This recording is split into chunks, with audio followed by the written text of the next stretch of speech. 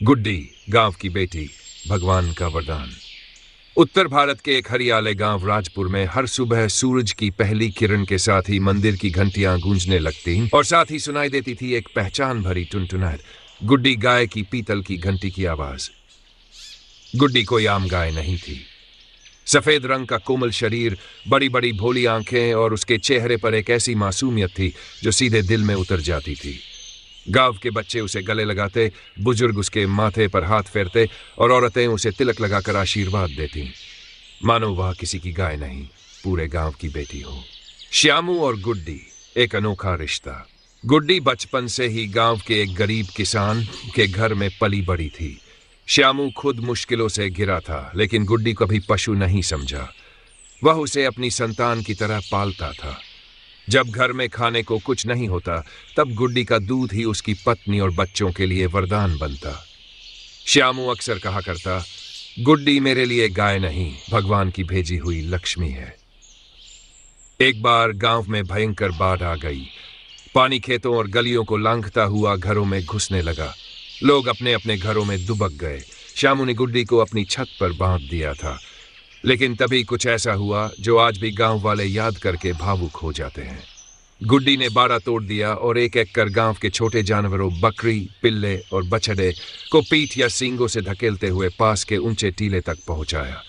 खुद भीगती रही, लेकिन किसी को नुकसान नहीं होने दिया। गांव वालों ने कहा, जिस दिन इंसानों से ज्यादा इंसानियत एक गाय में देखी, उस दिन हमने भगवान को महसूस किया। उस दिन के बाद से गांव में एक परंपरा बन गई। हर घर से गुड्डी के लिए कुछ न कुछ जरूर आता। कोई रोटी, कोई चारा, कोई मिठाई। बच्चे स्कूल जाते समय उसके माथे पर कुमकुम का तिलक लगाते। गुड्डी अब किसी एक की नहीं रही, पूरे गांव की जिम्मेदारी और गर्व बन गई थी। वक्त का असर और आखिरी सांसें, समय किसी के लिए नहीं रुकता। गुड्डी बूढ़ी हो गई, उसकी चाल धीमी हो गई, दूध आना बंद हो गया। एक दिन वह खेत में चुपचाप गिर पड़ी। श्यामू दौड़ा, गांव वाले इकट्ठा हुए।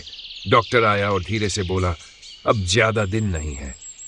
गांव की औरतें भजन गाने लगीं। बच्चे रोज उसके पास बैठकर कहानियां सुनाते।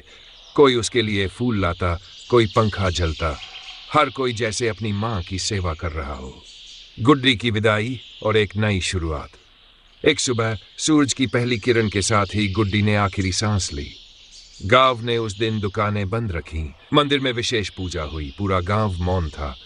श्यामू ने गुड्डी को उसी खेत में दफनाया जहां उसने जीवन भर चारा खाया था, दूध दिया था और गांव की रक्षा की थी। कुछ ही महीनों में वहां एक नीम का पेड़ उगाया। लोग कहते हैं, इस पेड़ की छांव में बैठने से दिल को अजीब सी शांति मिलती है। शायद गुड्डी आज भी वहीं कहीं है। सीख और संदेश।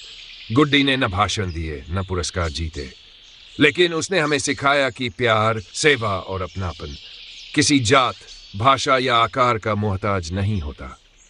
कभी कभी भगवान इंसानों के रूप में नहीं, बल्कि गुड्डी जैसी आत्माओं के रूप में धरती पर आते हैं, हमें इंसानियत का अर्थ सिखाने।